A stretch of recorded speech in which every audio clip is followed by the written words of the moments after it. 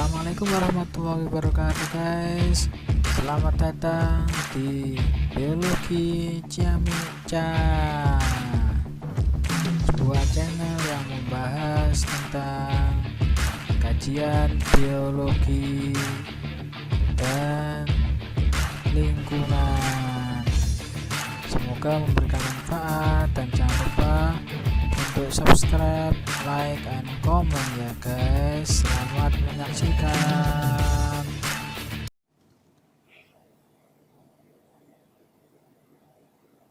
Assalamualaikum warahmatullahi wabarakatuh. Oke, selamat datang kembali di blog saya. Kali ini saya akan membahas tentang konsep besar fisiologi hewan. Jadi kalau sudah mendapat mata kuliah anatomi morfologi, itu kan membahas tentang morfologi bagian luar ya. Anatomi itu lebih cenderung ke bagian dalam, seperti kayak histologinya ya, anatomi ya, bagaimana organ A, B, C, D nya ya, bagaimana struktur jaringannya, bagaimana struktur selnya gitu ya.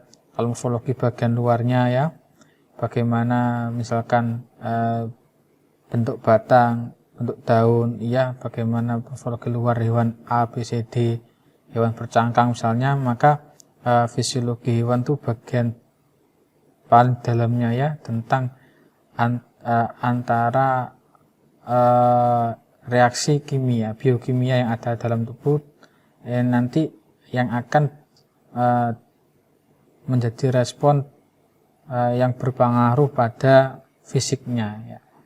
Seperti itu.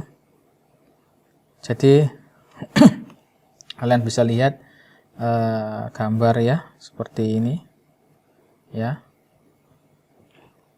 Ada beruang yang hidup di kutub dan di yang tropik ya, maka jelas pengaturan tubuhnya, jelas morfologinya, anatominya akan ada perbedaan seperti itu ya. Meskipun tidak terlalu nampak, tapi pasti ada bedanya. Karena satu yang hidup pada suhu ekstrim dingin, yang satu pada suhu normal biasanya. Ya. Sampai tingkah lakunya pun juga berbeda. Ya. Pada angsa, contohnya angsa yang hidup pada peralihan normal dan yang terkena cemaran berupa minyak, nanti pun juga lama-kelamaan akan melakukan proses fisiologis yang berbeda pula. Ya. Jadi, apa sih fisiologi hewan itu? Yaitu merupakan ilmu yang mempelajari fungsi normal tubuh dengan berbagai gejala yang ada pada sistem hidup, serta pengaturan atas segala fungsi dalam sistem tersebut. Ya.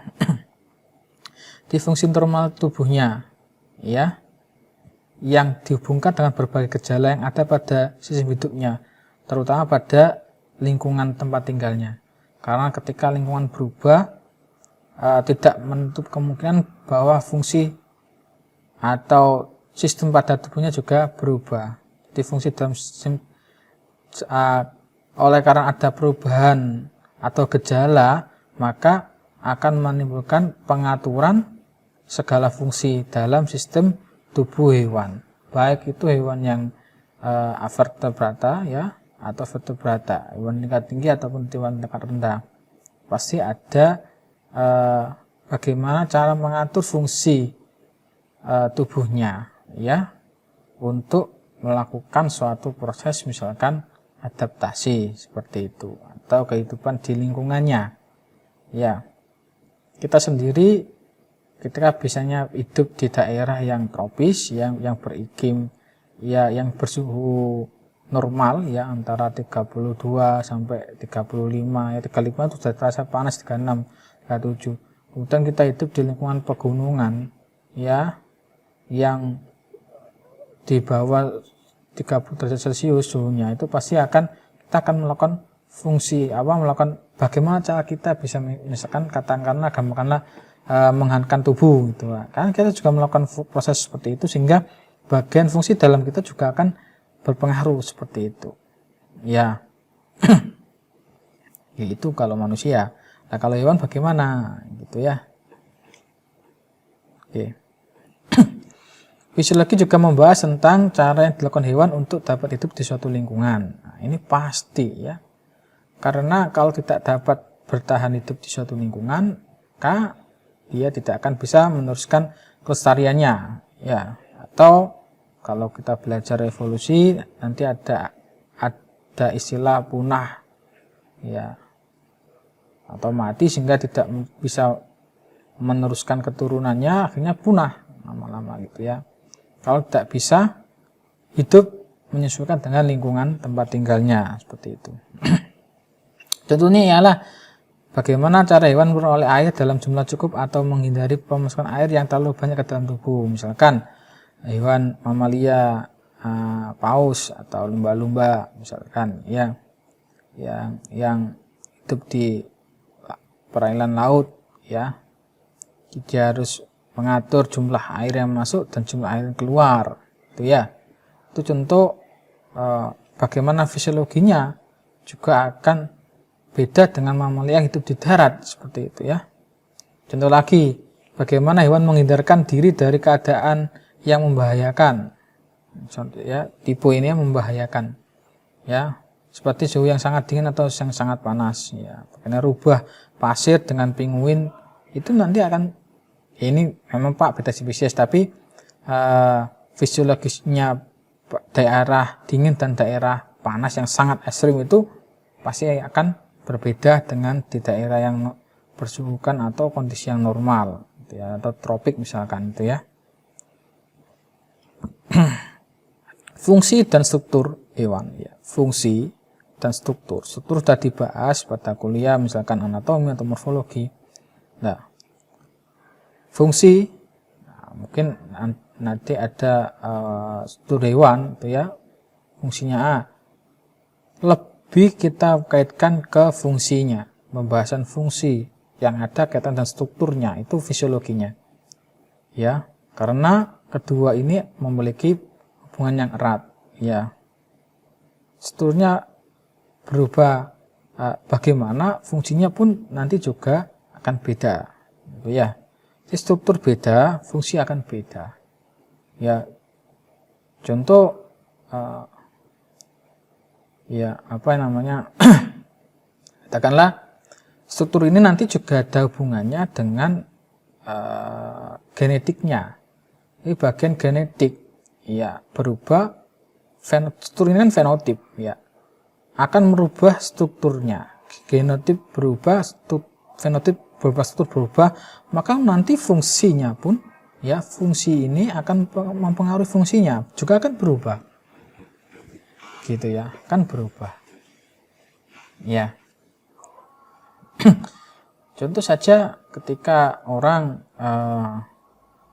punya mata normal gitu ya, melihat jauh bisa, dekat bisa, jelas, tidak ada masalah kesehatan mata misalkan, kemudian terkena radiasi sinar UV yang kan beberapa sel termutasi, akhirnya strukturnya ada berubah nantinya, misalkan bagian retinanya atau apanya, artinya yang selnya yang rusak atau gimana, sehingga dia tidak bisa, dia menjadi minus ya, dia apa namanya, tidak bisa melihat jauh, itu udah nggak kelihatan sekali gitu ya.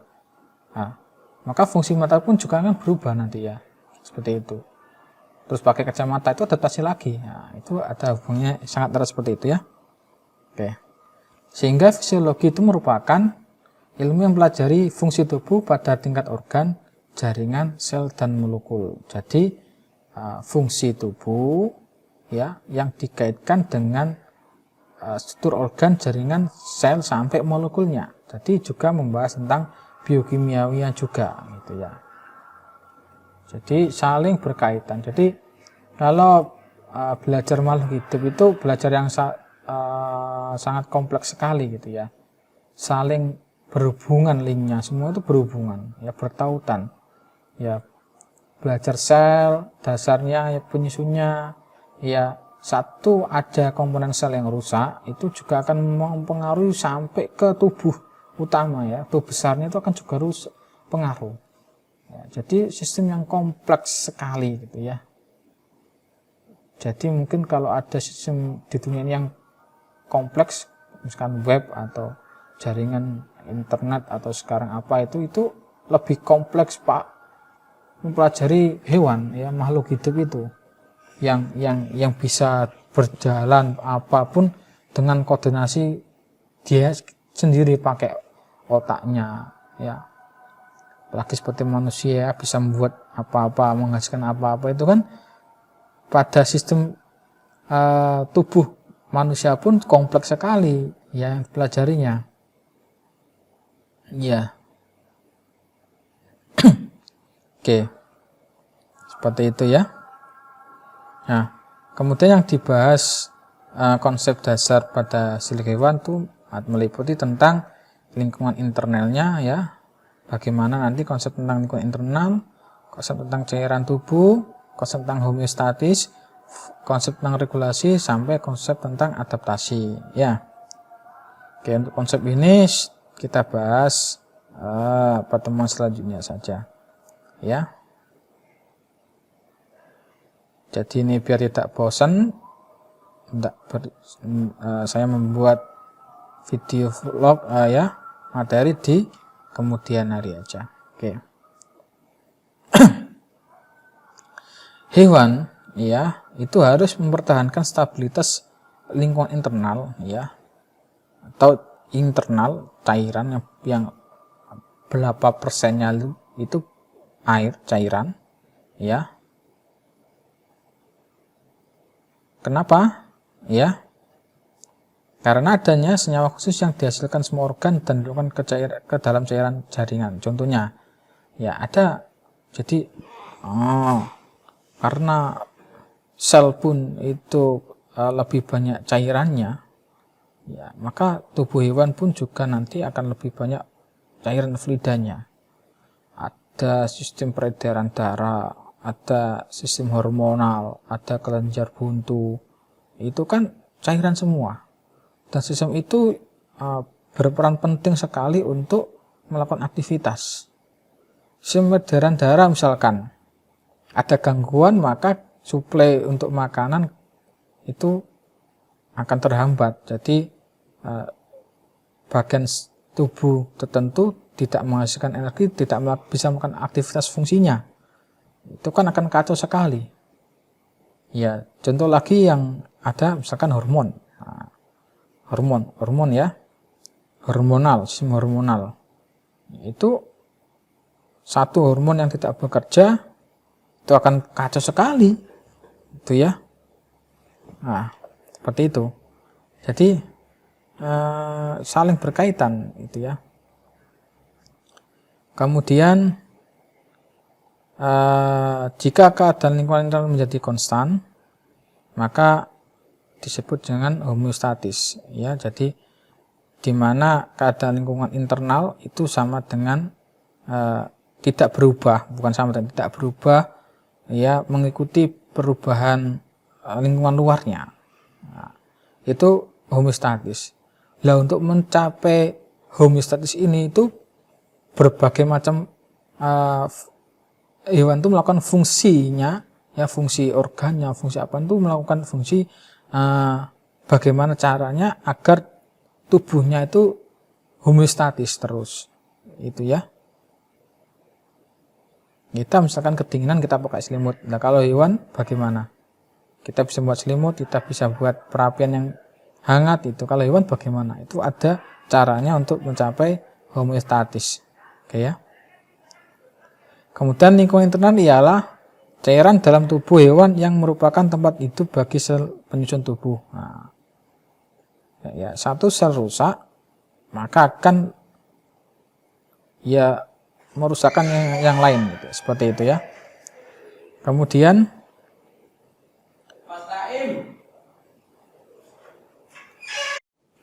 oke.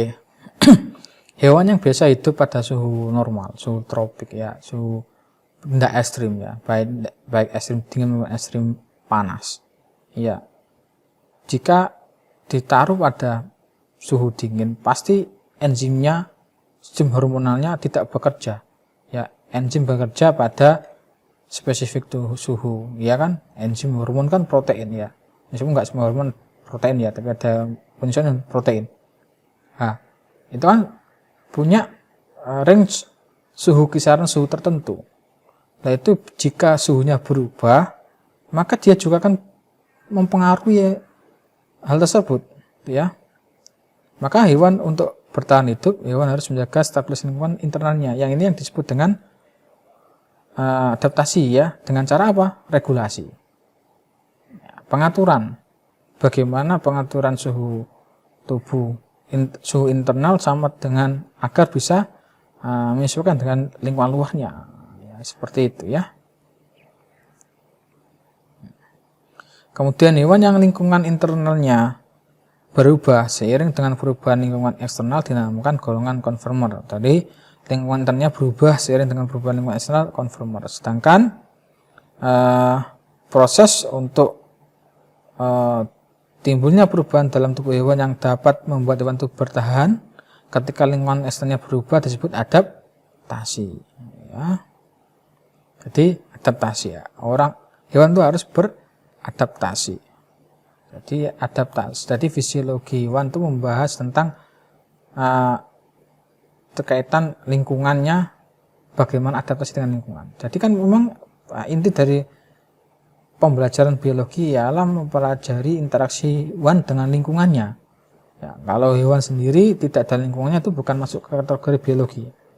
Nah, kalau fisiologi ini adaptasi fungsinya itu bagaimana? Ya, jika lingkungan eksternalnya berubah, lingkungan internalnya harus apa? Itu. Ya, harus ngapain gitu loh, ya. Seperti itu. Dan ada istilah aklimasi, yaitu perubahan adaptif yang terjadi pada hewan dalam kondisi laboratorium yang terkendali. Ya, ini jika kalian mau penelitian ada aklimasi, ditaruh di laboratorium, dikendalikan suhunya, dikendalikan pH-nya, dengan kelembabannya dan lain sebagainya, itu kan enak. Tapi kalau di lingkungan tidak terkendali, bagaimana? Itu kan beda, ya. Dan aklimatisasi, perubahan kompleks dalam tubuh yang terjadi pada kondisi alamiah dan berkaitan dengan adanya perubahan banyak faktor lingkungan eksternal. Ya, biasanya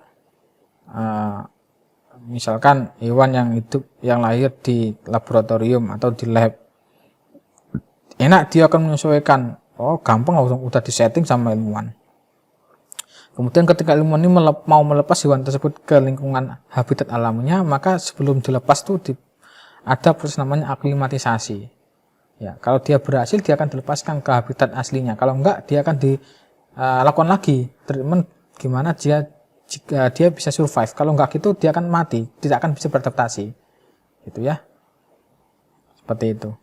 Jadi kalian sebenarnya menanam tumbuhan di greenhouse akan berbeda dengan menanam tumbuhan yang di sawah misalnya, di tempat terbuka, itu ya juga akan berbeda, itu, ya. Oke, sampai sini dulu pembahasan kali ini untuk materi respon hewan terhadap lingkungan. Kita sambung pertemuan yang akan datang. Sekian dari saya. Apabila ada salah kata atau salah ucap atau salah keterangan, kita bisa benarkan bersama-sama, ya. Sekian, sampai jumpa lagi. Assalamualaikum warahmatullahi wabarakatuh.